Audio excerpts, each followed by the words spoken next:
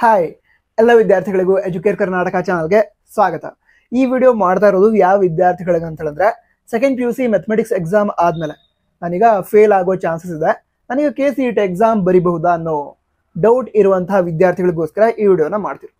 ಮೊದಲಾಗಿ second PUC mathematics ಇದರಲ್ಲಿ fail ಆದರೂ ಕೂಡ KCET ಎಕ್ಸಾಮ್ ಅನ್ನ ಬರಿಬಹುದಾ ಅಂತ ನೀವು ಕೇಳೋದಾದ್ರೆ, ಹಾ ಬರಿಬಹುದು.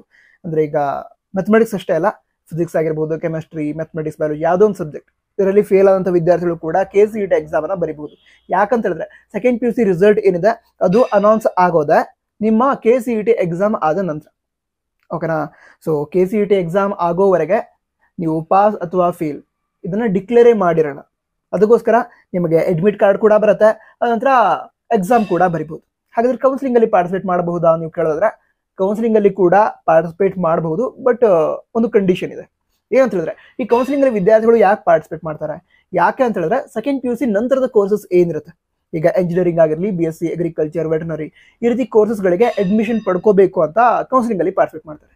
ಹಾಗಿದ್ರೆ ಸೆಕೆಂಡ್ PUC ಕಂಪ್ಲೀಟ್ ಮಾಡ್ಕೊಂಡ್ಬಿಟ್ರೆ ಆ ಟೈಮ್ ಒಳಗಡೆ ಕೌನ್ಸಿಲಿಂಗ್ ಅಲ್ಲಿ ಪಾರ್ಟಿಸಿಪೇಟ್ ಮಾಡ್ಬೋದು. ಹಾಗಾದ್ರೆ ಹೇಗೆ ಕಂಪ್ಲೀಟ್ ಮಾಡೋದು ಸೆಕೆಂಡ್ PUC ಇದನ್ನ ಹೇಳೋದಾದ್ರೆ, ಈಗ ಸೆಕೆಂಡ್ PUC ಎಕ್ಸಾಮ್ ಆದ್ಮೇಲೆ KCET ಅಡ್ಮಿಟ್ ಕಾರ್ಡ್ ಬರುತ್ತೆ, ಅದನ್ನ ಡೌನ್ಲೋಡ್ ಮಾಡ್ಕೋತೀರಾ, KCET ಎಕ್ಸಾಮ್ ಕೂಡ ಬರೀತೀರಾ. ಅದ ನಂತರ ಸೆಕೆಂಡ್ PUC ರಿಸಲ್ಟ್ ಬರುತ್ತೆ, ಅದರಲ್ಲಿ ಯಾವುದೋ ಒಂದು ಸಬ್ಜೆಕ್ಟ್ ಫೇಲ್ ಆಗಿದೆ ಅಂತ ಅಂದ್ಕೋಣ, ಯಾವುದೋ ಸ್ಟೂಡೆಂಟ್ ಇದ್ದಾರೆ ಅವ್ರದ್ದು ಒಂದು ಸಬ್ಜೆಕ್ಟ್ ಫೇಲ್ ಆಗಿದೆ ಅಂತ ಅಂದ್ಕೋಣ. ಆ ಟೈಮಲ್ಲಿ ಎರಡನೇ ಬೋರ್ಡ್ ಎಕ್ಸಾಮ್ಗೆ ಅಪ್ಲಿಕೇಶನ್ ಕರೀತಾರೆ. ಅಪ್ಲಿಕೇಶನ್ ಕರೆದಾಗ ಯಾವ ಸಬ್ಜೆಕ್ಟ್ ಅಲ್ಲಿ ಫೇಲ್ ಆಗಿರ್ತಾರೋ ಆ ವಿಷಯದ ಎಕ್ಸಾಮ್ ಅನ್ನ ಎರಡನೇ ಬೋರ್ಡ್ ಎಕ್ಸಾಮ್ ಅಲ್ಲಿ ಕಟ್ಟಬೇಕು ಅವರು. ಅದಂತರ ಎರಡನೇ ಬೋರ್ಡ್ ಎಕ್ಸಾಮ್ಗೆ ಅಪ್ಲೈ ಮಾಡ್ತಾರೆ, ಎಕ್ಸಾಮ್ ಬರೀತಾರೆ. ಎರಡನೇ ಬೋರ್ಡ್ ಎಕ್ಸಾಮ್ ಅಲ್ಲಿ ಮೊದಲನೇ ಬೋರ್ಡ್ ಎಕ್ಸಾಮ್ ಯಾವ ಸಬ್ಜೆಕ್ಟ್ ಫೇಲ್ ಆಗಿರ್ತಾರೋ ಅದರಲ್ಲಿ ಪಾಸ್ ಆಗಿಬಿಡ್ತಾರೆ. ಅವಾಗ ಏನಾಗುತ್ತೆ, ಟೋಟಲಿ ಅವರು ಪಾಸ್ ಆದ ರೀತಿ ಆಯ್ತು.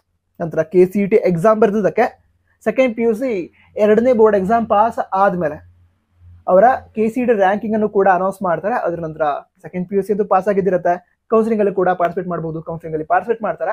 ಅದಂತರ ಮುಂದೆ ನೆಕ್ಸ್ಟ್ ಕೋರ್ಸ್ ಏನಿದೆ ಅದರ ಅಡ್ಮಿಷನ್ ಕೂಡ ಪಡ್ಕೋಬಹುದು. ಅದು ಬೇಕಾದ್ರೆ ಎಂಜಿನಿಯರಿಂಗ್, ನಂತರ ವೆಟನರಿ, ಅಗ್ರಿಕಲ್ಚರ್, ಫಾರೆಸ್ಟ್ರಿ ಯಾವುದೇ ಕೋರ್ಸ್ ಆಗಿರಲಿ ಅಡ್ಮಿಷನ್ ಕೂಡ ಪಡ್ಕೋಬಹುದು. ಸೊ ಈ ರೀತಿ ಯಾವುದಾದ್ರು ಸಬ್ಜೆಕ್ಟ್ ಫೇಲ್ ಆದರೂ ಕೂಡ ಎರಡನೇ ಬೋರ್ಡ್ ಎಕ್ಸಾಮ್ನಲ್ಲಿ ಅದನ್ನ ಪಾಸ್ ಮಾಡಿಕೊಂಡ್ರೆ ನೆಕ್ಸ್ಟ್ ಕೋರ್ಸ್ಗೆ ಜಾಯ್ನ್ ಆಗೋ ಅವಕಾಶ ಇರುತ್ತೆ. ಏನು ಮಾಡ್ಬೇಕು ಹೇಳಿ, ಎರಡನೇ ಬೋರ್ಡ್ ಎಕ್ಸಾಮಲ್ಲಿ ಪಾಸ್ ಮಾಡ್ಕೋಬೇಕು. ಓಕೆ, ಇದಿಷ್ಟು ವಿಷಯ ಆಗಿತ್ತು. ಬೇರೆ ಡೌಟ್ಸ್ ಇದ್ರೆ ಕನ್ನಡ ತಿಳಿಸಿ. ಎಲ್ಲರೂ ಪಾಸ್ ಆಗಿ ಎಲ್ಲರೂ ಒಳ್ಳೆ ಸ್ಕೋರ್ ಮಾಡಿ ನಂತರ all the best. Jai Hind, Vande Mataram.